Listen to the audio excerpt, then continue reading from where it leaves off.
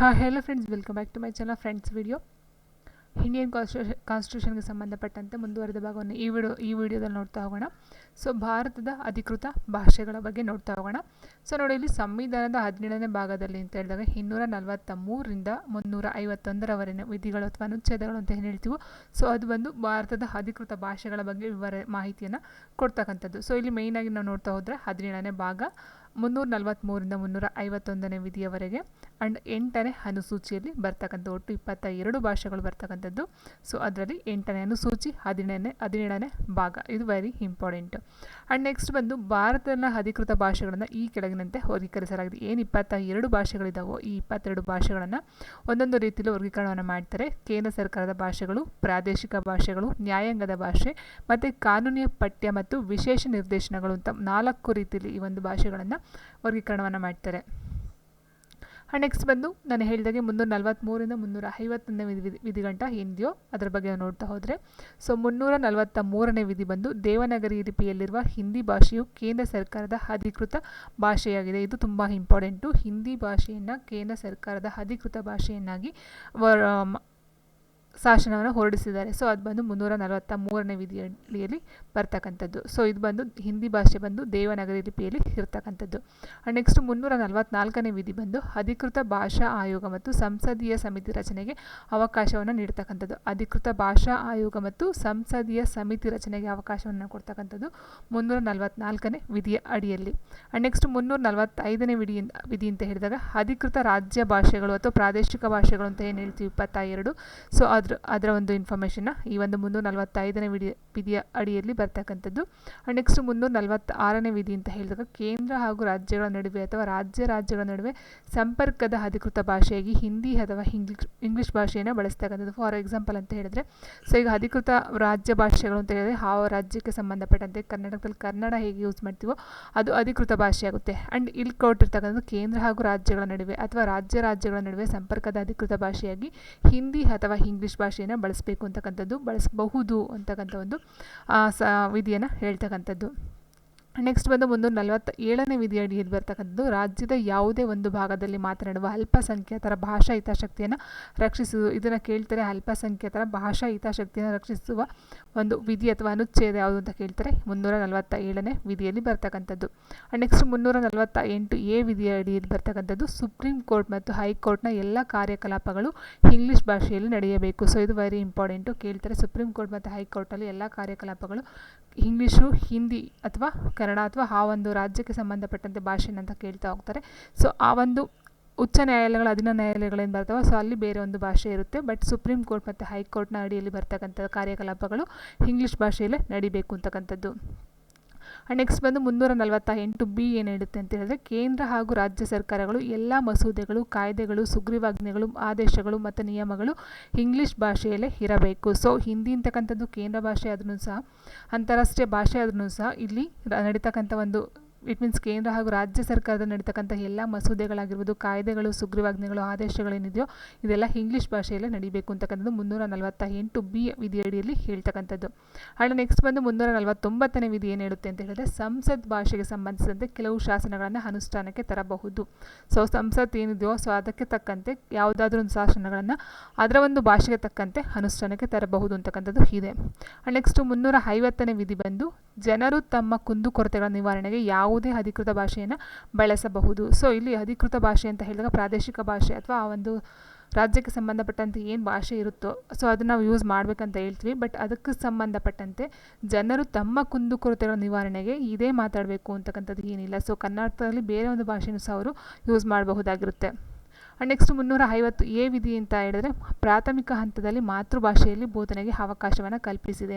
So ಪ್ರಾಥಮಿಕ ಹಂತ ಅಂತ ಹೇಳಿದಾಗ ಫಾರ್ ಎಕ್ಸಾಂಪಲ್ 1ರಿಂದ 5 ಅಂತ ಏನಿದೆಯೋ ಅಥವಾ ಅದಕ್ಕಿಂತ ಮೊದಲು ಏನಿದೆಯೋ ಸೊ ಅಲ್ಲಿ ಮಾತೃಭಾಷೆಯಲ್ಲಿ ಬೋಧನೆಗೆ ಅವಕಾಶವನ್ನು ಕಲ್ಪಿಸಿದೆ ಅಂತಕ್ಕಂಥದ್ದು. ಸೊ ಇದೇನು ಕಡ್ಡಾಯ ಅಂತಕ್ಕಂಥದ್ದೇನಿಲ್ಲ.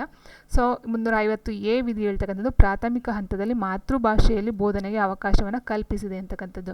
ನೆಕ್ಸ್ಟ್ 350B ಹೇಳ್ತಕ್ಕಂಥದ್ದು ಭಾಷಾ ಅಲ್ಪಸಂಖ್ಯಾತರಿಗಾಗಿ ವಿಶೇಷ ಅಧಿಕಾರಿಯನ್ನು ನೇಮಕ ಮಾಡ್ತಕ್ಕಂಥದ್ದು. ನೆಕ್ಸ್ಟ್ 351ನೇ ವಿಧಿ ಬರ್ತಕ್ಕಂಥದ್ದು ಹಿಂದಿ ಭಾಷೆಯನ್ನು ಪ್ರಚಾರಗೊಳಿಸುವುದು ಮತ್ತು ಅಭಿವೃದ್ಧಿಪಡಿಸುವುದು ಕೇಂದ್ರ ಸರ್ಕಾರದ ಕರ್ತವ್ಯವಾಗಿದೆ. ಸೊ ಇಲ್ಲಿ ನೋಡಿ, ಯಾವುದೇ ಒಂದು ಭಾಷೆನ ನಾವು ಬಲವಂತವಾಗಿ ಹೇಳೋಂಗಿಲ್ಲ ಅಂತ ಹೇಳ್ತಾರೆ. ಅದೇ 351ನೇ ವಿಧಿಯಡಿಯಲ್ಲಿ ಬರ್ತಕ್ಕಂಥ ಏನಂತ ಹೇಳಿದ್ರೆ, ಹಿಂದಿ ಭಾಷೆಯನ್ನು ಪ್ರಚಾರಗೊಳಿಸ್ತಕ್ಕಂಥದ್ದು ಮತ್ತು ಅಭಿವೃದ್ಧಿಪಡಿಸ್ತಕ್ಕಂಥದ್ದು ಕೇಂದ್ರ ಸರ್ಕಾರದ ಕರ್ತವ್ಯ. ಸೊ ಇದೊಂದು ಕೇಂದ್ರ ಸರ್ಕಾರದ ಕರ್ತವ್ಯ ಅಂತಲೇ ಹೇಳ್ಬಿಟ್ಟಿದ್ದಾರೆ.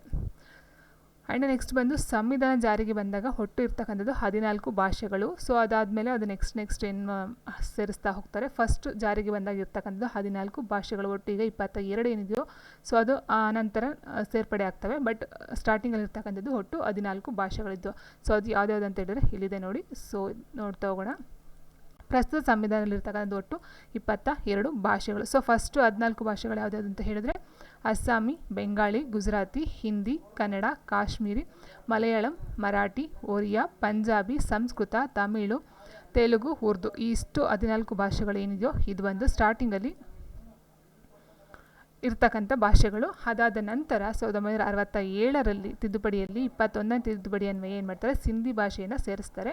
ಆ್ಯಂಡ್ ನೆಕ್ಸ್ಟ್ ಬಂದು 1971ರಲ್ಲಿ 71ನೇ ತಿದ್ದುಪಡಿ ಅನ್ವಯ ಕೊಂಕಣಿ, ಮಣಿಪುರಿ, ನೇಪಾಳಿ ಈ 3 ಭಾಷೆಗಳನ್ನು ಸೇರಿಸ್ತಾರೆ. ಆ್ಯಂಡ್ ನೆಕ್ಸ್ಟು 2003ರಲ್ಲಿ 92ನೇ ತಿದ್ದುಪಡಿ ಅನ್ವಯ ಬೋಡೋ ಅಂತಕ್ಕಂಥ ಒಂದು ಭಾಷೆಯನ್ನು ಸೇರಿಸ್ತಾರೆ. 2003ರಲ್ಲಿ 92ನೇ ತಿದ್ದುಪಡಿ ಸೇಮು 4 ಭಾಷೆಗಳನ್ನು ಸೇರಿಸ್ತಾರೆ. 2003 92ನೇ ತಿದ್ದುಪಡಿ ಬೋಡೋ, ಡೋಗ್ರಿ, ಮೈತಾಲಿ, ಸಂತಾಲಿ. ಸೊ ಒಟ್ಟು 4 ಭಾಷೆಗಳನ್ನು ಇನ್ಕ್ಲೂಡ್ ಮಾಡ್ತಾರೆ. ಸೊ ಇದು 4 ಆಯಿತು, ಇಲ್ಲಿ 3, ಇಲ್ಲಿ 1, ಇಲ್ಲಿ 14, ಒಟ್ಟು 22 ಭಾಷೆಗಳನ್ನು ಸೇರಿಸ್ತಕ್ಕಂಥದ್ದು. ಆ್ಯಂಡ್ ನೆಕ್ಸ್ಟ್ ಏನಾಗುತ್ತೆ, ಸಂವಿಧಾನದ ಪಟ್ಟಿಯಲ್ಲಿ ಮೊದಲನೇ ಭಾಷೆ ಬಂದು ಅಸ್ಸಾಮಿ. ಸೊ ನಾವು ನೋಡಿದ್ವಿ ಅಲ್ವಾ ಇಲ್ಲಿ. ಸೊ ಫಸ್ಟ್ ಭಾಷೆ ಅಸ್ಸಾಮಿ, ಎರಡನೇದು ಬೆಂಗಾಳಿ, ಗುಜರಾತಿ, ಹಿಂದಿ. ಸೊ ಈ ರೀತಿ ಮೊದಲನೇ ಭಾಷೆ ಅಂತ ಹೇಳಿದ್ರೆ ಅಸ್ಸಾಮಿ. ಆ್ಯಂಡ್ ನೆಕ್ಸ್ಟು ಸಂವಿಧಾನ ಪಟ್ಟಿಯಲ್ಲಿ ಕನ್ನಡ ಸ್ಥಾನ ಎಷ್ಟು ಅಂತ ಹೇಳಿದಾಗ 5ನೇ ಸ್ಥಾನ. ನೋಡಿ 5ನೇ ಸ್ಥಾನ ಆಗಿರುತ್ತೆ. ಆ್ಯಂಡ್ ನೆಕ್ಸ್ಟು ಸಂವಿಧಾನದ ಪಟ್ಟಿಯಲ್ಲಿ ಕೊನೆಯ ಭಾಷೆ ಅಂತ ಹೇಳಿದರೆ ಉರ್ದು ಅಂತ ಹೇಳಿದ್ದಾರೆ. ಯಾವಾಗ ಅಂತ ಹೇಳಿದರೆ 14 ಭಾಷೆಗಳೇನಿದ್ವು ಆವಾಗ ಉರ್ದು ಇತ್ತು. ಬಟ್ ಇವಾಗ ಲಾಸ್ಟಲ್ಲಿ ಏನಾಗಿದೆ ಸಂತಾಲಿ ಅಂತಕ್ಕಂಥ ಇತ್ತೀಚೆಗೆ ಇರ್ತಕ್ಕಂಥ 22ನೇ ಭಾಷೆ.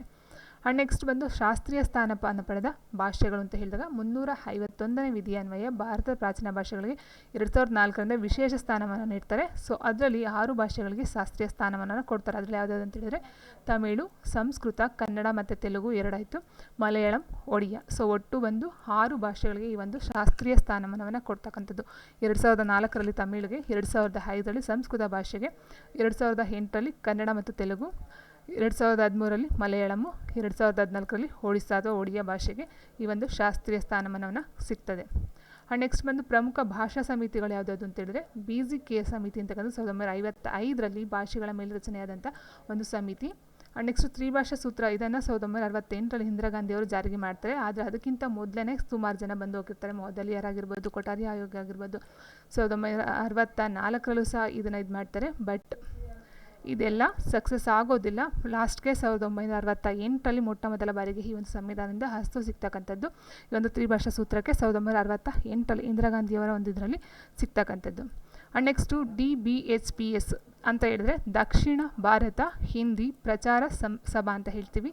ಸೊ ಇದು ಒಂದು ಮಹಾತ್ಮ ಗಾಂಧೀಜಿಯವರು 1918ರಲ್ಲಿ ಸ್ಥಾಪನೆ ಮಾಡ್ತಕ್ಕಂಥದ್ದು ಈ ಒಂದು DBHPS ದಕ್ಷಿಣ ಭಾರತ ಹಿಂದಿ ಪ್ರಚಾರ ಸಭಾ ಅಂತಕ್ಕಂಥದ್ದು.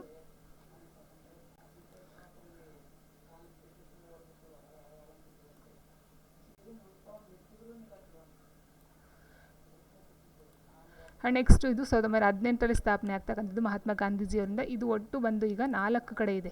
4 ಅಂತ ಹೇಳಿದಾಗ ಕರ್ನಾಟಕದಲ್ಲಿ ಧಾರವಾಡ ಇದೆ, ನೆಕ್ಸ್ಟು ಕೇರಳ ಬಂದು ಎರ್ನಾಕುಲಮು, ಆ್ಯಂಡು ತಮಿಳ್ನಾಡು ಬಂದು ತಿರುಚಿರಾಪಳ್ಳಿಲಿರ್ತಕ್ಕಂಥದ್ದು, ನೆಕ್ಸ್ಟ್ ಆಂಧ್ರ ಪ್ರದೇಶ ಬಂದು ಹೈದರಾಬಾದಲ್ಲಿ. ಒಟ್ಟು 4 ಕಡೆ ಇದೆ. ಬಟ್ ಇದರ ಪ್ರಮುಖ ಕೇಂದ್ರ ಕಚೇರಿ ಬಂದು ಮದ್ರಾಸ್ ಅಥವಾ ಚೆನ್ನೈಯಲ್ಲಿ ಇದರ ಒಂದು ಕೇಂದ್ರ ಕಚೇರಿ ಇರ್ತಕ್ಕಂಥದ್ದು. ಮೊಟ್ಟ ಮೊದಲ ಬಾರಿಗೆ 1918ರಲ್ಲಿ ಮಹಾತ್ಮ ಗಾಂಧೀಜಿಯವರು ಅವರು ಇರೋ ತನಕ ಅವರ ಒಂದು ಅಧ್ಯಕ್ಷತೆಯಲ್ಲಿ ಈ ಒಂದು ಸಭೆಯನ್ನು ನಡೆಸ್ಕೊಂಡು ಬರ್ತಾರೆ. ಸೊ ಆ್ಯಂಡ್ ನೆಕ್ಸ್ಟ್ ಬಂದು ಭಾರತೀಯ ಭಾಷೆಗಳ ಅತ್ಯಂತ ಹಳೆಯ ಭಾಷೆ ಅಂತ ಹೇಳಿದರೆ ತಮಿಳು, ಜಗತ್ತಿನಲ್ಲಿ ಅತ್ಯಂತ ಪ್ರಾಚೀನ ಭಾಷೆ ಗ್ರೀಕು. ಇದು ಭಾರತದಲ್ಲಿ ಹಳೆಯ ಭಾಷೆ ತಮಿಳು, ಜಗತ್ತಿನಲ್ಲಿ ಗ್ರೀಕು. ಆ್ಯಂಡ್ ನೆಕ್ಸ್ಟ್ ಪ್ರಪಂಚದಲ್ಲಿ ಅತಿ ಹೆಚ್ಚು ಜನ ಮಾತಾಡ್ತಕ್ಕಂಥ ಭಾಷೆ ಅಂದರೆ ಮ್ಯಾಂಡಿಸ್ ಭಾಷೆ. ಆ್ಯಂಡ್ ನೆಕ್ಸ್ಟ್ ಬಂದು ಪ್ರಪಂಚದಲ್ಲಿ ಅತಿ ಹೆಚ್ಚು ಅಕ್ಷರಗಳನ್ನು ಹೊಂದಿರತಕ್ಕಂಥ ಭಾಷೆ ಅಂದರೆ ಖಮೇರ್ ಭಾಷೆ. ಒಟ್ಟು 74 ಅಕ್ಷರಗಳು. ನಮ್ಮ ಭಾಷೆ ಕನ್ನಡದಲ್ಲಿ ಯಾವ ರೀತಿ 49 ಇದೆಯೋ ಅದೇ ರೀತಿ ಖಮೇರ್ ಭಾಷೆ ಅಂತಕ್ಕಂಥದ್ದು ಒಟ್ಟು 74 ಅಕ್ಷರಗಳನ್ನು ಒಳಗೊಂಡೈತೆ. ಪ್ರಪಂಚದ ಅತಿ ಕಡಿಮೆ ಅಕ್ಷರ ಅಂತ ಹೇಳಿದ್ರೆ ರೋಟಕಾಸ್ ಅಂತಕ್ಕಂಥದ್ದು ಒಟ್ಟು 12 ಅಕ್ಷರಗಳನ್ನು ಒಳಗೊಂಡಿರ್ತಕ್ಕಂಥದ್ದು. ಭಾರತದಲ್ಲಿ ಅತಿ ಹೆಚ್ಚು ಜನ ಮಾತನಾಡ್ತಕ್ಕಂಥ ಭಾಷೆ ಅಂತ ಹೇಳಿದರೆ ಹಿಂದಿ. ಹಳೆಯ ಭಾಷೆ ತಮಿಳು, ಜಾಸ್ತಿ ಮಾತನಾಡ್ತಕ್ಕಂಥದ್ದು ಹಿಂದಿ. ಆ್ಯಂಡ್ ಜಗತ್ತಿನಲ್ಲೇ ಹೆಚ್ಚು ಮಾತಾಡ್ತಕ್ಕಂಥದ್ದು ಮ್ಯಾಂಡ್ರಿಸ್. ಆ್ಯಂಡ್ ದೇವರ ಭಾಷೆ ಎಂದು ಕರೆಯಲ್ಪಡುವ ಭಾಷೆ ಅಂತ ಹೇಳಿದ್ರೆ ಸಂಸ್ಕೃತ. ಹಿಂದಿ ಇರ್ತಕ್ಕಂಥದ್ದು ದೇವನಾಗರಿ ಲಿಪಿಯಲ್ಲಿ. ಪಂಜಾಬಿ ಭಾಷೆ ಬಂದು ಗುರುಮುಖಿ ಲಿಪಿಲಿ. ಒಡಿಯಾ ಬಂದು ಕಳಿಂಗ ಲಿಪಿ. ಉರ್ದು ಭಾಷೆ ಬಂದು ಅರೇಬಿಕ್ ಲಿಪಿಲಿ. ಸಿಂಧಿ ಬಂದು ಕುದಬಡಿ ಲಿಪಿ ಅಂತಕ್ಕಂಥದ್ದು. ಆ್ಯಂಡ್ ನೆಕ್ಸ್ಟ್ ಮಹಾಭಾರತವನ್ನು ಪರ್ಷಿಯನ್ ಭಾಷೆಗೆ ಭಾಷಾಂತರಿಸಿದವರು ಫಿಯಾಜೆ ಬದೌನಿ ಅಂತಕ್ಕಂಥವ್ರು. ಪರ್ಷಿಯನ್ ಭಾಷೆಯಲ್ಲಿ ಮಹಾಭಾರತದ ಹೆಸರು ಅಂತ ಹೇಳಿದ್ರೆ ರಾಜ್ಮಾನಮೇಹ ಅಂತಕ್ಕಂಥದ್ದು. ಇಟ್ ಮೀನ್ಸ್ ಮಹಾಭಾರತವನ್ನು ಪರ್ಷಿಯನ್ ಭಾಷೆಗೆ ಭಾಷಾಂತರಿಸಿದವರು ಫಿಯಾಜಿ ಬದೌನಿಯವರು. ಅದರ ಹೆಸರು ಅಂತ ಹೇಳಿದ್ರೆ ರಾಜ್ಮಾನಮೇಹ ಅಂತಕ್ಕಂಥದ್ದು. ಆ್ಯಂಡ್ ನೆಕ್ಸ್ಟ್ ಮಹಾಭಾರತವನ್ನು ಇಂಗ್ಲೀಷ್ಗೆ ಭಾಷಾಂತರಿಸಿದವರು ಕಿಶಾರಿ ಮೋಹನ್ ಗಂಗೂಲಿ ಅಂತಕ್ಕಂಥದ್ದು. ಭಗವದ್ಗೀತೆಯನ್ನು ಪರ್ಷಿಯನ್ ಭಾಷೆಗೆ ಭಾಷಾಂತರಿಸಿದವರು ದಾರಾ ಶುಕೋ ಅಂತಕ್ಕಂಥವ್ರು. ಸೊ ಇದು ಬಂದು ಪರ್ಷಿಯನ್ ಭಾಷೆಗೆ, ಇದು ಇಂಗ್ಲೀಷ್ ಭಾಷೆಗೆ, ಇದು ಭಗವದ್ಗೀತೆಯನ್ನು ಪರ್ಷಿಯನ್ ಭಾಷೆಗೆ ಭಾಷಾಂತರವನ್ನು ಮಾಡ್ತಕ್ಕಂಥದ್ದು. ಸೊ ಇಷ್ಟು ಬಂದು